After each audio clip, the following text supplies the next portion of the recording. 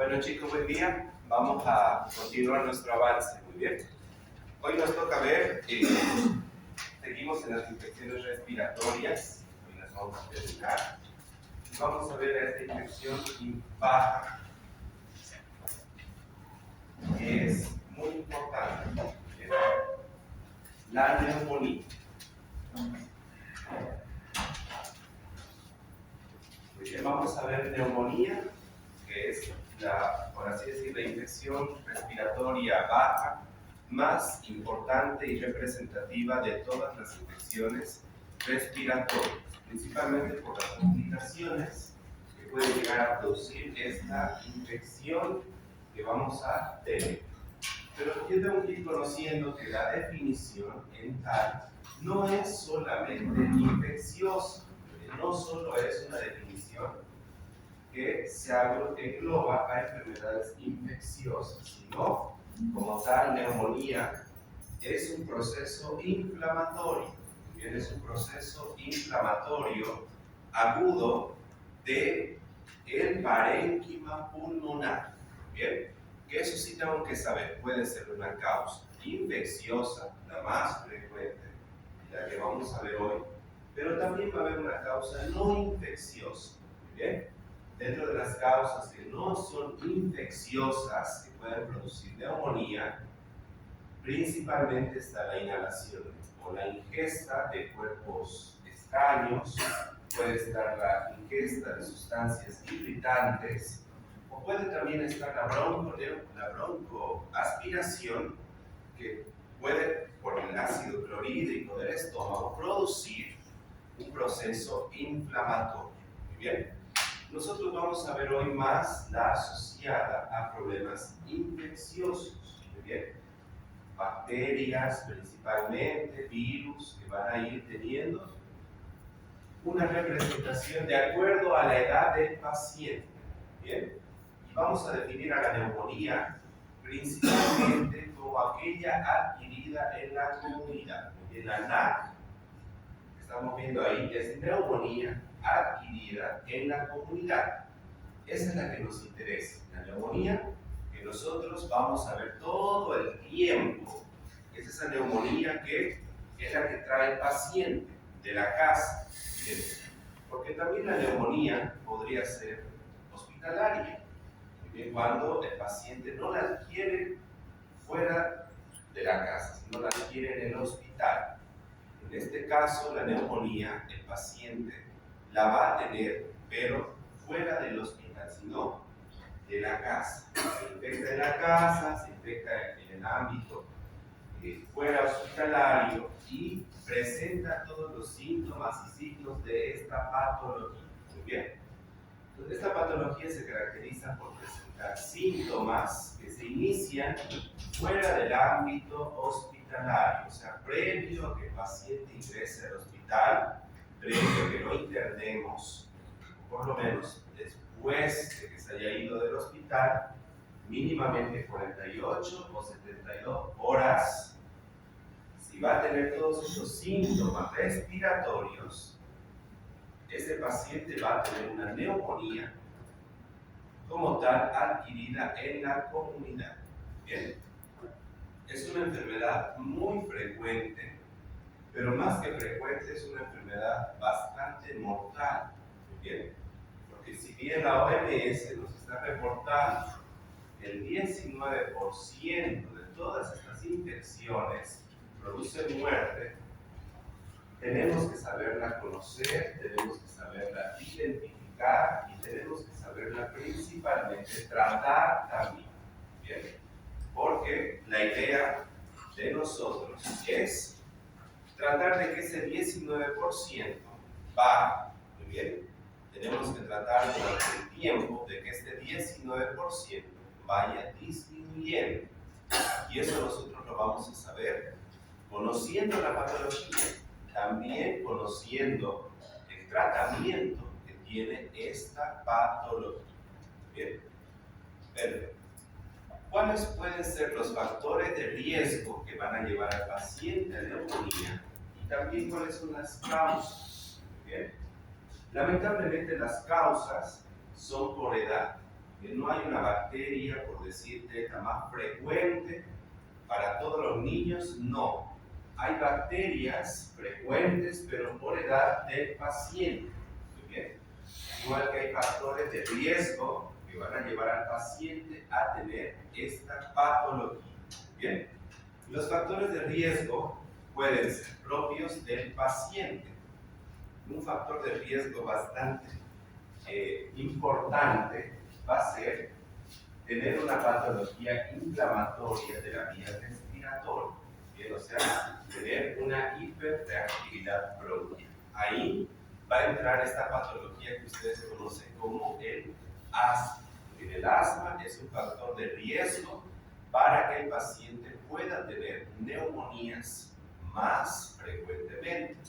También va a estar la desnutrición, por obvias razones. La desnutrición baja las defensas, inmunodeprime al paciente y eso provoca infecciones a repetición. Que el paciente tenga una patología de base fuera del asma infecciosa, como es el VIH, también puede predisponer a que el paciente tenga eventos de neumonía. La prematuridad también, ser un recién nacido prematuro, y ya sabemos nosotros que el prematuro no ha desarrollado por completo el sistema pulmonar, hace que lo haga más fácil de tener neumonías. Y esto que acá es muy importante. Bien.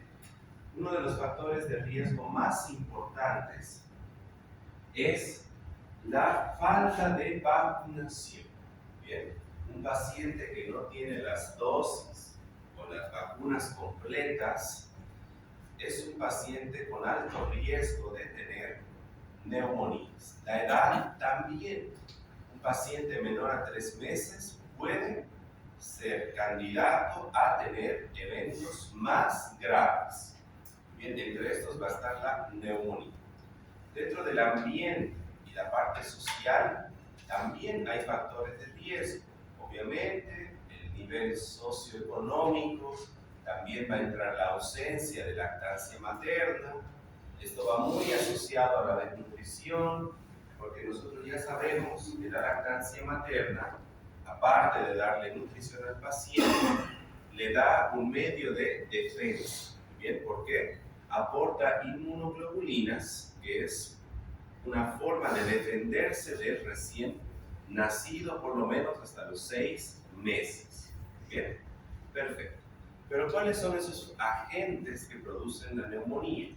Los vamos a describir los más importantes. Yo sé que ahí aparecen muchos y son bastantes, pero vamos a decir cuál es el más importante por edad.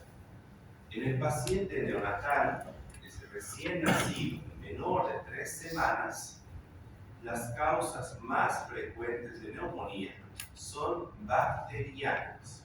Son bacterianas. Y las bacterias que producen la neumonía están asociadas al canal de parto.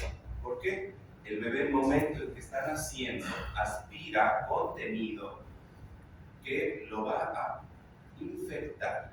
¿Bien? Las bacterias que tenemos en el canal de parto, en la zona genital materna, principalmente son bacilos gram negativos, y ahí vamos a tener como el más importante la Escherichia coli. Pero también la mamá en la zona genital tiene esta bacteria de forma normal. Se llama el Streptococcus agalactiae.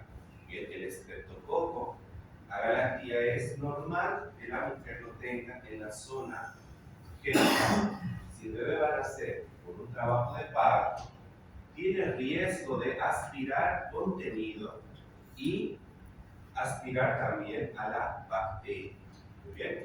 Hay otra bacteria que también está en el canal de parto. Y esta bacteria es importante que se la noten. ¿Por qué? Esta bacteria puede producir sepsis neonatal. Bien. Sepsis neonatal es una infección de todo el cuerpo.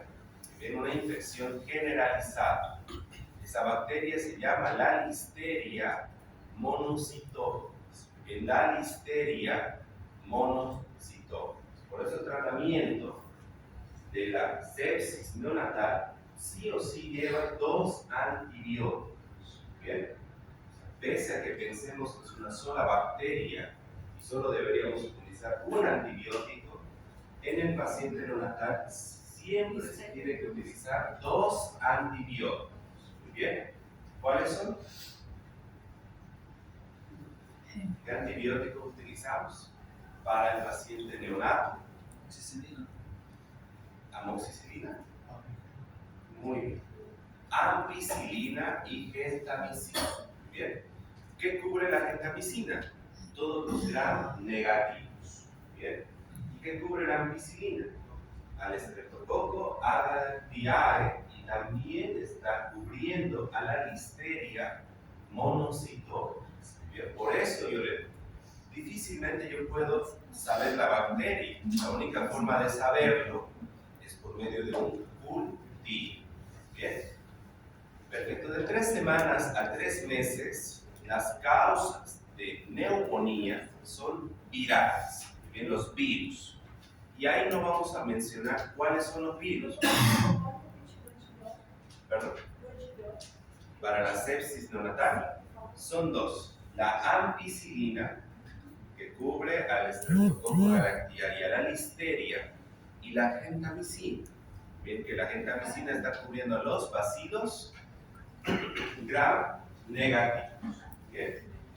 De 3 semanas a 3 meses, como estamos viendo en la tabla, las causas más frecuentes de neumonía son virales, son los virus. Y ahí en realidad la neumonía representa ¿qué cosa? Una complicación. Muy bien, es una complicación de todas las infecciones respiratorias que hemos visto. Bien, la gripe, que es producida por la influenza, puede complicarse y producir neumonía. La neumonía va a ser por influenza. Hemos visto bronquiolitis en la anterior clase. El virus que provocaba esto era el virus sincitial respiratorio. Cuando se complica igual esta enfermedad, produce neumonía. Bien. Cuando vemos laringitis, era el parainfluenza. Cuando se complica, también produce neumonía. Bien. Entonces, todos los virus pueden producir como complicación un proceso de neumonía. Bien. Pero ¿qué pasa cuando es de 3 meses hasta los 5 años? Eso yo tengo que tenerlo claro. 5 años, hasta los 5 años. Ahí es mixto, pero los virus bajan, ya no son tan frecuentes, ya no son la causa principal de neumonía, sino acaba de entrar una bacteria que puede producir neumonía. Y que hasta el momento es la bacteria que más produce neumonía en el infante. Y esa bacteria se llama el Streptococcus pneumoniae.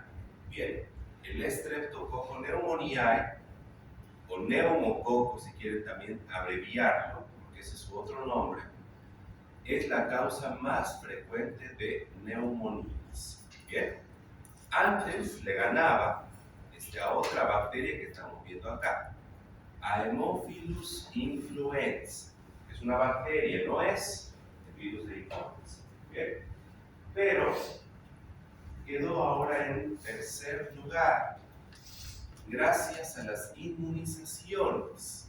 Bien, porque las inmunizaciones, dentro de todo, nos protegen de tener infecciones por estas bacterias. Bien, entonces ahora yo les voy a preguntar, ¿con qué vacuna yo me protejo de esta bacteria? Haemophilus influenza tipo B. ¿Con cuál? Influenza. No es un virus. El Haemophilus es una bacteria. Bien. ¿Qué bacteria nos protege de este? ¿Qué vacuna nos protege de esta bacteria? ¿Qué vacuna nos protege de esta bacteria? Muy bien. La pentavalente. La vacuna pentavalente nos protege de 5 enfermedades. Y esas 5 enfermedades las vamos a volver a recordar. ¿Cuáles son? Difteria, ¿qué más? Tétanos, ¿qué más? Coqueluche, ¿qué más? Neumonías, ¿producidas por quién? Porque neumonías es un término muy amplio para decir. Pero dice neumonías producidas por Haemophilus influenza tipo B. Bien. Y por último está la hepatitis B. Esas son las 5 enfermedades que nos está protegiendo la vacuna pentavalente. Bien. Entonces, la administración, por así decir, obligada a todos los niños las vacunas ha hecho que esta bacteria caiga en la frecuencia. Bien. O sea, ya no es la bacteria que produce neumonía, es el estreptococo neumonía. Muy bien. Ahora, ¿qué pasa en el paciente que tiene más de 5 años? Acá cambia completamente las bacterias que producen la neumonía. Bien, acá las bacterias que producen la neumonía se van a llamar las bacterias atípicas. Bien, bacterias atípicas. Y dentro de las bacterias atípicas vamos a tener principalmente a Mycoplasma pneumoniae. Bien, Mycoplasma. También entra la Clamidia pneumoniae. Bien. En los adultos, como nosotros, cuando nosotros enfermamos por neumonía, ya no está el neumococo como la causa más frecuente, sino entran estas bacterias atípicas. Bien. No quiere decir que el neumococo no produce neumonía. Puede producir, pero cae en la frecuencia. Bien. Entonces, de nuevo, en el neonato son 3 bacterias. Hemos dicho es los bacilos gram negativos, es el Streptococcus agalactiae y también es la listeria. En el paciente de 3 semanas, 3 meses, virus. Todos los virus que se nos pueda ocurrir pueden producir neumonía. En el paciente de 3 meses hasta los 5 años, Streptococcus neumonía. Muy bien. Y en el paciente mayor de 5 años, bacterias atípicas, Mycoplasma, Clamidia y también entra el Streptococcus pneumoniae. Bien. Así es como yo tengo que conocer a las bacterias y virus que pueden producir esta infección. Muy bien, ¿y cómo se va a caracterizar el paciente? ¿Qué es lo que va a tener? El paciente con neumonía sí o sí tiene que tener fiebre. La fiebre es un signo que nos está indicando un proceso infeccioso. Bien, mucho más si el paciente es en esta edad donde el neumococo puede producir la neumonía. Pero aparte de tener la fiebre, ¿qué va a tener? La triada, por así decir, los 3 signos que tiene el paciente con neumonía son fiebre, la tos, que puede ser de diferente tipo, productiva, no productiva, pero tiene que haber tos, y la taquipnea. Un paciente que aumenta la frecuencia respiratoria, que tiene tos, que tiene fiebre, yo ya tengo que saber en mi cabeza que eso es una sospecha alta de neumonía. Me va a tener que obligar a auscultar campos pulmonares. Muy bien. ¿Y qué es lo que vamos a escuchar cuando estemos auscultando campos pulmonares? Vamos a escuchar ruidos que van a tener esta característica. Muy bien. Los ruidos crepitantes. Los ruidos crepitantes son parecidos al roce o frote de cabello. Cuando ustedes se frotan el cabello, pueden rozarse o tocarse el cabello. Ese ruido, en realidad, es el ruido de los crepitantes. Bien. vamos a escuchar ruidos crepitantes principalmente cuando la neumonía sea producida por el Streptococcus pneumoniae. Cuando la neumonía es por el Streptococcus pneumoniae, produce un síndrome que se llama el síndrome de condensación pulmonar. Parte de ese síndrome es que el paciente tenga ruidos crepitantes. ¿Bien? Ahora, la taquipnea, en este caso, va a venir asociada a desaturación de oxígeno, porque ¿qué es lo que sucede? El alveolo pulmonar, que no tiene que estar nada ocupado, eso en la fisiopatología debería estar libre. Cuando hay un proceso de neumonía, ese alveolo pulmonar se encuentra cargado de líquido purulento. Bien, hay una pus que está comprometiendo al alveolo pulmonar. Si el alveolo pulmonar está tapado de líquido purulento, no puede producir su función. Y su función más importante es intercambiar oxígeno. Bien, si no puede intercambiar el oxígeno, el paciente va a tener hipoxemia. Bien, hipoxemia. Ahí es donde, los chicos que veíamos ayer la parte de gasometría, tengo que pedir una gasometría arterial para poder saber realmente si el paciente está teniendo desaturación o no está teniendo desaturación. ¿Bien? Entonces sí, y de acuerdo a la gravedad que va a tener la neumonía, el paciente va a tener signos de dificultad respiratoria. Esos signos de dificultad respiratoria son los mismos que hemos visto en las otras enfermedades respiratorias.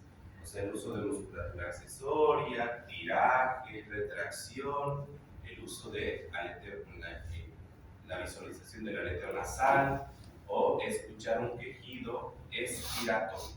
¿Bien? Ahora, ¿cómo se clasifica la neumonía? La neumonía tiene muchas clasificaciones. Bien, hay muchísimas. Vamos a revisar en los libros de pediatría o de medicina interna. Vamos a ver que la neumonía tiene muchas clasificaciones. Vamos a nosotros a tomar esta clasificación que es la más importante. Bien, yo tengo que saber que la neumonía, de acuerdo a la clínica que tenga el paciente, yo voy a saberla diferenciar en dos tipos. Una va a ser la neumonía clásica o típica. Bien, esa es la neumonía producida por el Streptococcus pneumoniae. Bien, cuando a mí me dicen neumonía típica, yo tengo que saber que esa neumonía es la que produce el síndrome de condensación pulmonar. Acá sí voy a necesitar tener una radiografía de tórax para poderla confirmar esta neumonía. Pero ¿qué va a tener el paciente clínicamente? Fiebre, tos, taquipnea y va a tener los ruidos crepitantes. Cuando tiene todo eso, yo no necesito llevar al paciente a consultir. Ya clínicamente ustedes tienen que saber que esa neumonía está siendo producida por el Streptococcus pneumoniae. Voy a llevarlo a una prueba de imagen que me va a ayudar a confirmar ese diagnóstico. La prueba de imagen es la radiografía de tórax. Bien, si me sale la imagen que yo estoy esperando, el paciente entra en esta clasificación. Es una neumonía típica. ¿Por qué me sirve a mí saberlo clasificar? Para saber también el tratamiento que le vamos a dar a la neumonía. ¿Qué antibiótico le voy a dar al paciente que tiene una infección por el Streptococcus? Muy bien, pero ¿qué pasa si no cumple todo esto? Es una neumonía, tiene fiebre, no tiene una tos productiva, más bien tiene síntomas constitucionales, y cuando ustedes lo llevan a radiografía, nada, una imagen de la que no estamos esperando. Bien, ahí es una neumonía que no se está comportando como la clásica. Bien, es una neumonía que le vamos a poner un nombre, se llama la neumonía atípica. Bien, atípica. ¿Y quiénes producen esa neumonía? Las bacterias atípicas. Bien, esta neumonía es propia del paciente mayor de 5 años. Bien, y la neumonía típica es del paciente menor de los 5 años. Bien, entonces la clínica me tiene que ayudar a mí a orientarme en cuál puede ser la causa de esa neumonía. Bien, la vamos a clasificar también de acuerdo a la causa, y esto es fácil. Si es una bacteria, es bacteriana; si es un virus, es viral. Puede producirle igual un hongo, que podría ser micótica, de acuerdo a dónde se vaya a contagiar el paciente. Puede ser de la comunidad, cuando el paciente viene con la neumonía, o puede ser hospitalaria, cuando el paciente se infecta dentro del hospital. ¿Bien? También puede ser una neumonía que se puede clasificar con las complicaciones. Muy bien. Y entre las complicaciones vamos a tener, que las vamos a ver más adelante, por ejemplo, una de las complicaciones más graves que puede tener la neumonía es la sepsis. Y la sepsis es una infección que ya no afecta solo al pulmón, sino está en toda la sangre y va a todos los órganos. Bien, entonces cuando la neumonía tiene una complicación, se va a llamar neumonía complicada. Cuando no la tiene, es una neumonía no complicada. Bien, perfecto. ¿Cómo vamos a hacer el diagnóstico? Bien, el diagnóstico de la neumonía es clínico, como todo en medicina. Todo en medicina es clínico. Los estudios complementarios, ahí mismo dicen estudios complementarios. ¿Qué es lo que hacen? Complementan el diagnóstico. No dan el diagnóstico, sino complementan el diagnóstico. Entonces yo tengo que llegar a la sospecha clínica del diagnóstico en base a la anamnesis, los síntomas que tiene el paciente, y también el examen físico. Entonces, ¿qué va a tener un paciente? Hemos dicho con neumonía, fiebre. ¿Qué más va a tener? Tos. ¿Qué más va a tener? Taquipnea. Y si vamos a auscultarlo, ¿qué vamos a escuchar? Ruidos crepitados. Bien, si todo eso tiene el paciente, entonces yo recién voy a llevar al paciente a exámenes complementarios. Bien, recién vamos a decir, tenemos que complementar este diagnóstico. Pienso yo que es una neumonía, pero no tenemos ojos biónicos para poder ver el pulmón. Yo no puedo tampoco saber cómo está la sangre, porque voy a necesitar pedir laboratorio. Bien, entonces acá sí entran los estudios complementarios. ¿Qué estudios de laboratorio le vamos a pedir al paciente? Si estamos pensando en una enfermedad infecciosa, un laboratorio que me ayuda a orientarme a dónde se va esa infección, sea un virus, sea una bacteria, es el hemograma. Bien, el hemograma, ¿qué es lo que tendríamos que ver? Leucocitos. ¿Elevados, bajos o normales? Elevados. Muy bien. Tiene que haber una leucocitosis. ¿Y la fórmula cómo tiene que estar? Porque con eso yo me voy a orientar. Si solamente veo leucocitos altos, es neumonía, infección. Pero yo te puedo preguntar, ¿es bacteria o virus?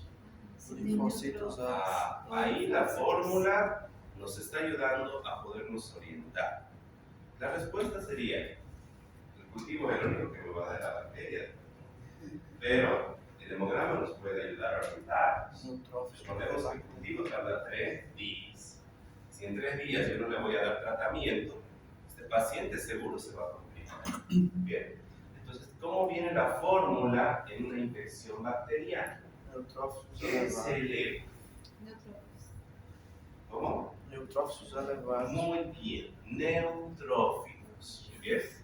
las células neutrófilas se van a elevar cuando tenemos una infección bacteriana. Y eso se llama, de una forma más ordinaria, ¿cómo se dice eso? Desvío izquierdo. ¿Bien? El desvío izquierdo quiere decir cuando se elevan los neutrófilos. ¿Bien? Entonces eso me orienta a mí que esta es una infección bacteriana. Y cuando se elevan los linfocitos, ¿qué nos hace pensar eso? ¿Y cómo se llama ese desvío? Desvío derecho. Bien, de forma ordinaria también vamos a decir que el desvío derecho es una sospecha de infección viral. Bien, viral. Perfecto, el hemograma me está ayudando mucho a saber si esta infección puede ser por bacteria y virus. Y así puedo justificar la utilización del tratamiento. Bien, es una forma de justificar si voy a utilizar o no voy a utilizar el tratamiento, principalmente con antibióticos. Bien, pero el hemograma no es muy sensible, no es muy específico, lamentablemente. La fiebre puede hacer que los leucocitos se disparen alto. Bien, por eso, el hemograma no es un estudio que completamente nos orienta al diagnóstico. ¿Qué pasó ahí? Se agregó otro laboratorio que sí me ayuda también a poder confirmar que esto sea una infección. Y estos laboratorios se llaman los reactantes de fase aguda. Bien, los reactantes, y acá vamos a tener como principales a la PCR. Bien, la PCR es la proteína C reactiva. Como tal, se produce en el hígado cuando hay un proceso inflamatorio. Bien. Una infección produce inflamación. En este caso, sabemos que es pulmonar. Si es una bacteria la que está produciendo esta infección, la PCR va a tener un valor alto. Pero alto es una forma de decir muy general. Yo tengo que darle un número. Mayor a 12. Mayor a 12. Bien, mayor a 12. Pero cuando es menor a 12, ahí voy a pensar que esto es un virus. Bien, que los virus provocan inflamación, pero no provocan una inflamación alta. Bien, entonces PCRs mayores a 12 representan infección bacteriana. PCRs menores a ese número representan infecciones virales. Bien. Otro reactante que igual es importante que ya lo vayan conociendo es la procalcitonina. Bien, la procalcitonina es parecida a la PCR. Cuando la bacteria produce una infección, libera como causa de esa infección calcitonina. Bien. Cuando se libera esa calcitonina en la sangre, yo puedo medirla laboratorialmente. El laboratorio me va a marcar con un nombre que se llama procalcitonina.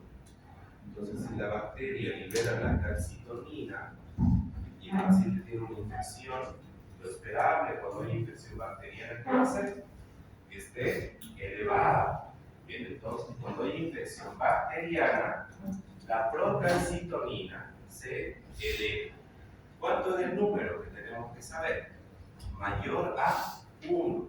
Bien, cuando es un valor mayor a 1, ya me está marcando que esta es una infección bacteriana.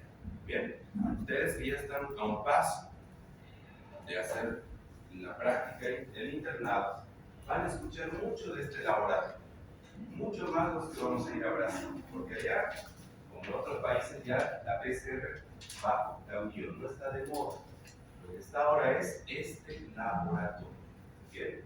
De hecho, con este laboratorio, yo voy a saber bajar la dosis de los antibióticos o aumentar la dosis también de los antibióticos. Bien, entonces conozcamos a esta procalcitonina. Bien. Aparte del laboratorio, también yo les voy a pedir estudios estudios de imagen. Tenemos que pedir estudios de imagen. Y entre los estudios de imagen que vamos a tener, el principal estudio de imagen y el primero que siempre se pide en el algoritmo de estudio de respiratorio es la radiografía de tórax. Bien, radiografía de tórax. Acá estamos viendo dos radiografías. Bien. Una de estas radiografías corresponde a una infección bacteriana típica y la otra corresponde a una infección bacteriana atípica. Muy bien.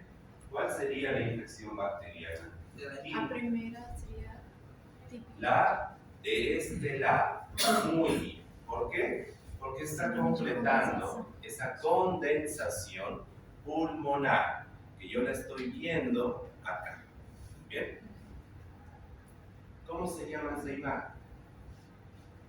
Si yo les digo ya, describirme cómo está esta radiografía, ¿qué vamos a decir? Imagen radiopaca en el lóbulo medio e inferior del pulmón derecho. Muy bien. Perfecto. Así es como nosotros tenemos que describir las imágenes con terminología radiológica. No vamos a decir escribir una mancha blanca en el pulmón, creo, derecho. No. Tenemos que decir, esta es una imagen radio-opaca que sí está en dos lóbulos, lóbulo medio y lóbulo inferior. ¿De qué pulmón? Pulmón derecho. ¿Quién produce esta imagen? Neumococo, el estreptococo neumonía. Entonces, esta ya me está cerrando un diagnóstico. Neumonía típica. Y la neumonía típica clásica es la que tiene esa imagen. En cambio, lo que estamos viendo acá es una placa distinta. Muy bien. Acá no estoy viendo como tal una imagen radiopaca bien condensada, localizada, sino estamos viendo más un patrón de tipo intersticial, porque se está afectando lo que es el intersticio más que una sola zona de condensación. Esta imagen la dan las bacterias atípicas, Mycoplasma, la clamidia. El paciente mayor de 5 años va a tener una placa de tórax muy parecida a esta cuando estudiamos neumonía. Los virus también pueden provocar esta imagen. Que voy a decirlo de una forma fácil, es una imagen no típica. Muy bien, es una imagen no típica de neumonía. La bronconeumonía también se podría confundir con eso. Se podría confundir, ¿por qué? Porque los bronquios se ven más condensados. Cuando los bronquios están más condensados, me va a referir esto como bronconeumonía. Entonces, esta es una imagen bastante parecida a la bronconeumonía. Bien, pero es un patrón de tipo intersticio. En cambio, este es un patrón de tipo alveolar. Entonces, eso me ayuda a mí a diferenciar la imagen radiológica. Acá está escrito también ecografía, y la ecografía nos ayuda mucho, principalmente cuando tenemos la complicación de la neumonía. Una complicación de la neumonía, que ya les voy adelantando, es el derrame pleural. ¿El derrame pleural qué es? Líquido. En los casos de neumonía es líquido purulento. ¿Yo cómo puedo medir el volumen de los líquidos? Por ecografía. Bien, solo con ecografía yo puedo saber que ese derrame es de 20, 30, 100, 1 litro, sea el volumen que sea.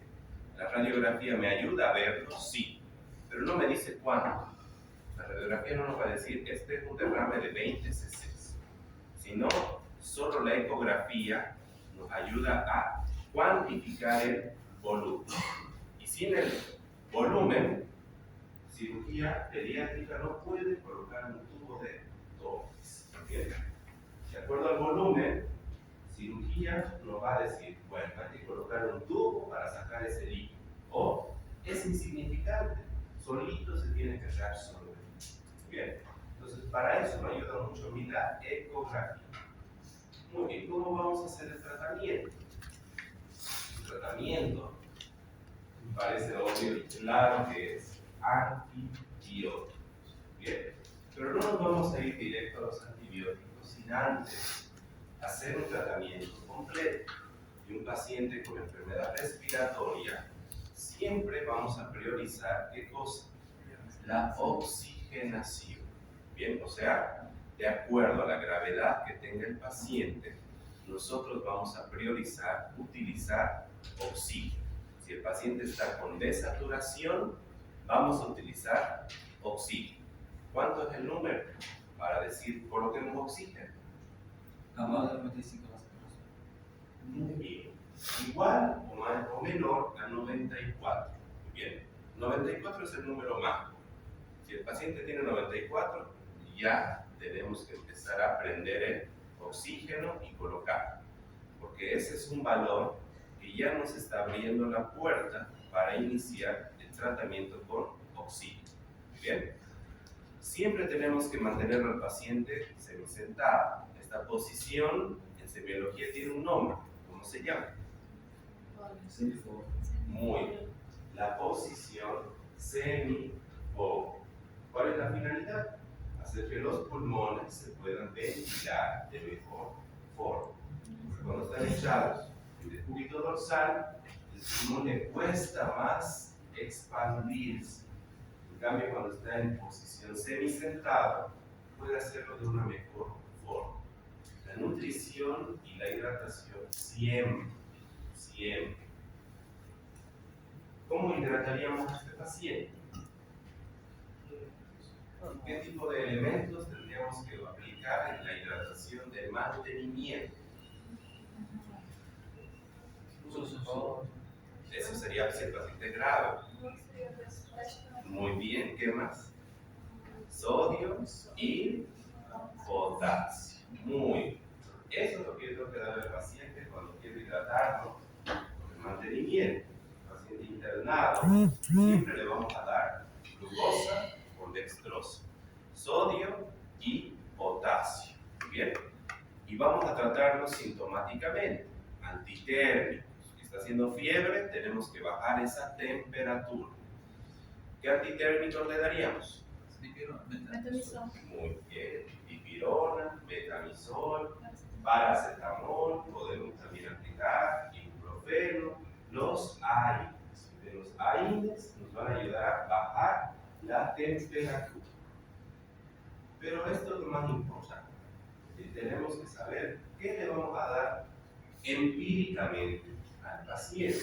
Bien, yo les digo empíricamente, ¿por qué?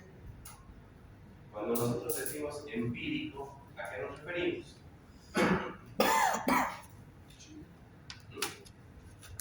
Cuando ustedes van a escuchar mucho ese término, empírico, vamos a iniciar un tratamiento antibiótico empírico. Profiláctico. Es más que profiláctico, es un tratamiento estándar o por experiencia, de acuerdo a lo que nosotros pensamos que tiene el paciente. Pero recuerden que la forma correcta de utilizar los antibióticos es por medio de ¿qué? El antibiograma. Y el antibiograma sale con cultivo. Bien, solo el cultivo con el antibiograma nos va a dar qué antibiótico yo tendría que dar al paciente. El problema es que esos laboratorios no salen en una hoja. Y hasta eso pueden pasar dos cosas. Fuera un virus y el paciente mejoró, que eso no necesita tratamiento. O dos, murió el paciente porque hizo una sepsis. ¿Lo ven? Entonces, en base a eso, ¿qué se hace? Empirismo. Si pienso que esta es una neumonía típica por el estreptococo, muy bien, hasta que tenga los resultados del cultivo, yo voy a iniciar un tratamiento empírico. Ya cuando salga el cultivo, o continúo o cambio, porque ya me está dando a mí la información. Bien, si estamos pensando en el estreptococo pneumoniae, ¿qué es? ¿Qué tipo de bacteria? ¿Qué es el estreptococo pneumoniae? ¿Un gram negativo o un gram positivo? Negativo. ¿Negativo o positivo? Negativo. Positivo. A ver, recordemos todo lo que es la vía respiratoria, positivos. Piel, positivo. Los negativos son del intestino y de la zona urinaria y genital. ¿Bien? Entonces, ¿qué le damos a las bacterias gram positivas? ¿Qué antibiótico le damos a los gram positivos? Algo que rompa su pared bacteriana. ¿Cómo se llaman esos antibióticos? Que rompen el anillo beta-lactámico. Los beta-lactámicos. Bien. ¿Y ahí qué antibióticos tenemos como elección? Vamos a dividir al paciente en dos. Uno va a ser el paciente que lo tenemos que internar y otro va a ser el paciente que lo podemos manejar de forma ambulatoria. Muy bien. En el ambulatorio, ¿qué le vamos a dar? ¿Qué beta-lactámico? Amoxicilina. Muy bien. Pero hay un error aquí. No con clavulana. ¿Por qué no con clavulana? El pediátrico todavía no tiene la resistencia. Muy bien, porque aún no tiene ese mecanismo de resistencia. El estreptococo no forma beta-lactamasas. Si no forma beta-lactamasas, no tiene utilidad darle el ácido clavulario. ¿Porque qué es el ácido clavulario?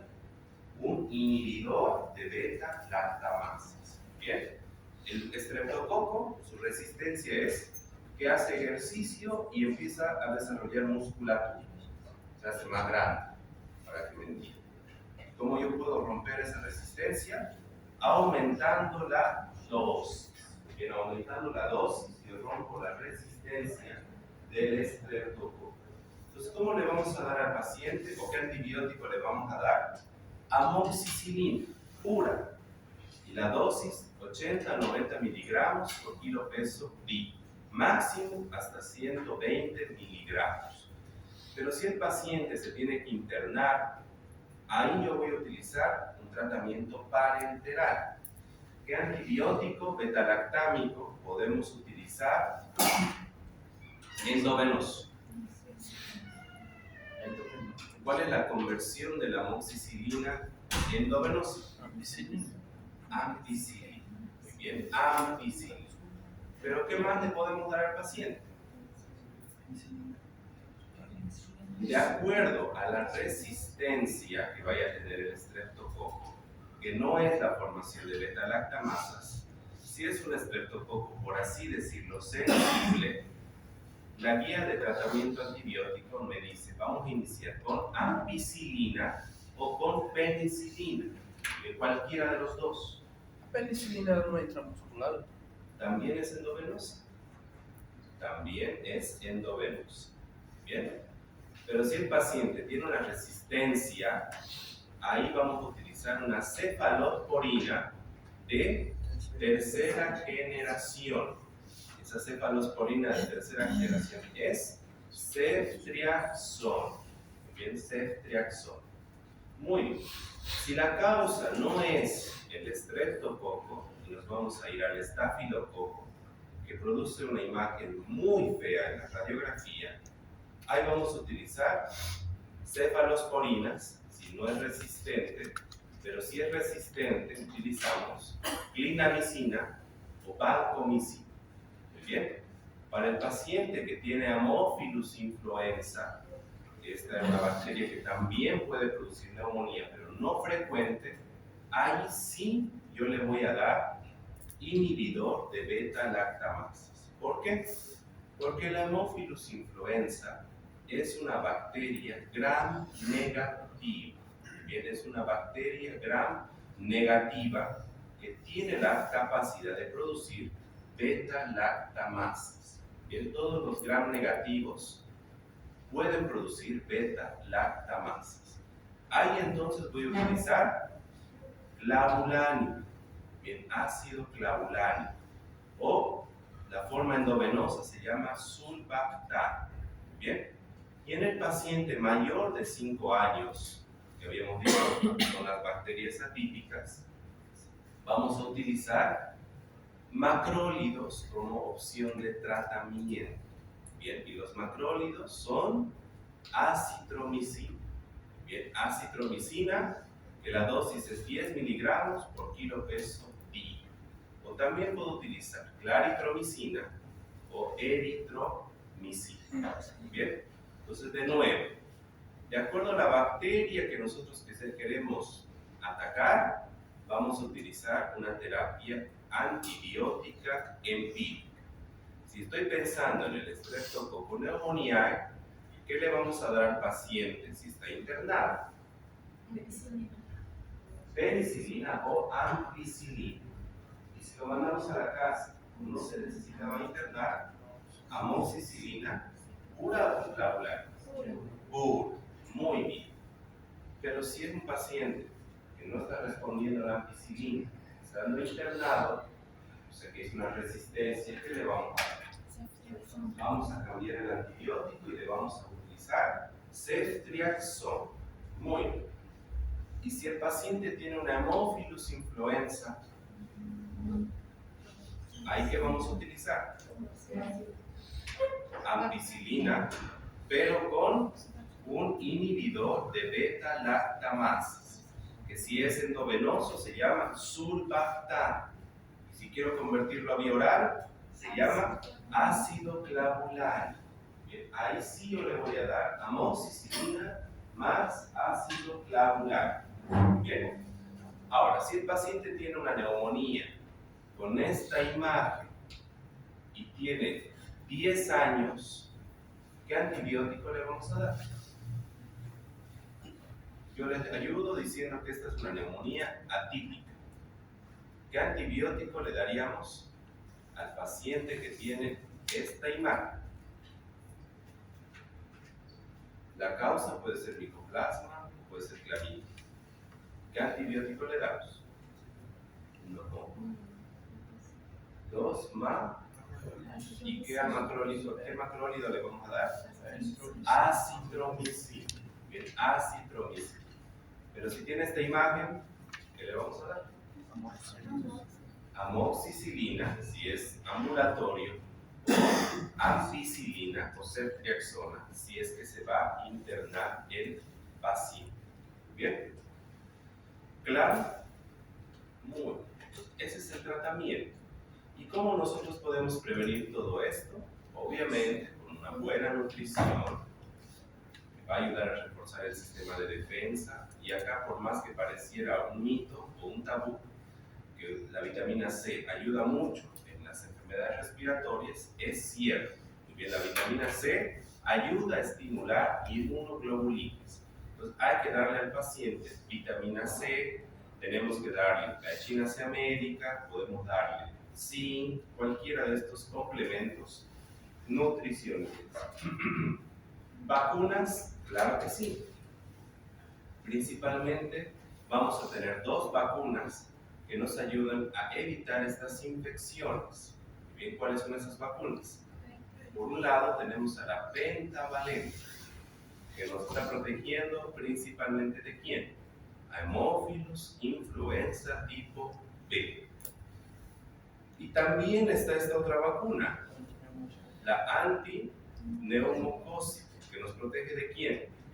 La bacteria neumococo, o sea, el Streptococcus pneumoniae. Bien, entonces principalmente vamos a priorizar esta franja de vacunas y vamos a priorizar la pentavalente y la vacuna antineumocócica. Bien, claro. Las complicaciones de la neumonía evidentemente van a ser en pacientes que tienen mayores factores de riesgo. Y acá lo vamos a resumir fácilmente al paciente con una edad menor a los 6 meses. Bien, el paciente lactante se considera un paciente de alto riesgo. Muy bien, las infecciones virales pueden complicarse de una forma muy grave. Entonces, es un paciente que tenemos que tener bastante cuidado. Entre las complicaciones que pueden producir las neumonías, vamos a tener estas 2. Una de estas se llama el derrame pleural. Bien, que cuando lo aplicamos a neumonía, cambia el nombre. En vez de decir derrame pleural, decimos derrame paraneumónico. Bien, paraneumónico. ¿Por qué? Acá está la neumonía y el derrame es adyacente al foco de condensación. Bien, entonces el derrame paraneumónico es una complicación de las neumonías. ¿Y qué neumonías hacen esta complicación? Las neumonías por estreptococo neumoniae, principalmente. Bien, esta placa que estamos viendo acá es otra complicación de neumonía. Es una neumonía necrosante. Bien, una neumonía necrosante es que el pulmón empieza a romperse. La bacteria empieza a comerse el pulmón. Y lo vemos como una imagen blanca en todo el pulmón. Muy bien. Esta neumonía necrosante la produce una bacteria que no es el estreptococo, sino es el estafilococo. El estafilococo produce neumonías muy graves y principalmente las neumonías necrosantes. Muy bien. Y una complicación más que vamos a agregar acá es la sepsis bacteriana. Bien, la sepsis bacteriana es cuando la infección, estando acá, migra a todo el cuerpo y el paciente tiene una infección generalizada. Bien, perfecto. Vamos a ver para terminar. Hoy ya estamos cansados. Muy bien. Lo que sucede es que la próxima ya tenemos el segundo parcial. Muy bien. Porque nosotros tenemos mente Salud materna. Vamos a tener que llevar el asma, pero por una reposición virtual. Porque sí o sí necesitamos que entre en el segundo parcial. Si no, nos estamos quedando muy atrasados con los temas. Pero el examen queda para 15 días. El examen queda para la siguiente semana. Y no podemos poner para la otra. Ya no. Porque por postergar luego terminamos dándolo muy tarde. Así que vamos a respetar nomás la fecha del examen.